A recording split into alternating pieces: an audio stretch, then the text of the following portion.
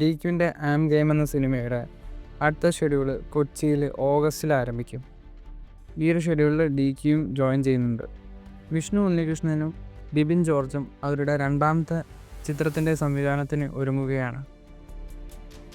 ഇതിനു മുമ്പ് ബിബിൻ ജോർജും വിഷ്ണു ഉണ്ണികൃഷ്ണനും സംവിധാനം ചെയ്ത ചിത്രമാണ് വെടിക്കെട്ട്.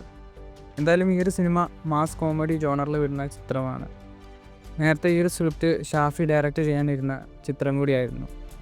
ഇപ്പോൾ ഇവർ രണ്ടുപേരും കൂടിയാണ് ഈ ഒരു സിനിമ ഡയറക്റ്റ് ചെയ്യാൻ പോകുന്നത്. മലയാളത്തിലെ ഒരു സൂപ്പർ താരമായിരിക്കും ഈ ഒരു സിനിമയിൽ ഹീറോ ആയിട്ട് അഭിനയിക്കുന്നതെന്ന് പറയുന്നുണ്ട്.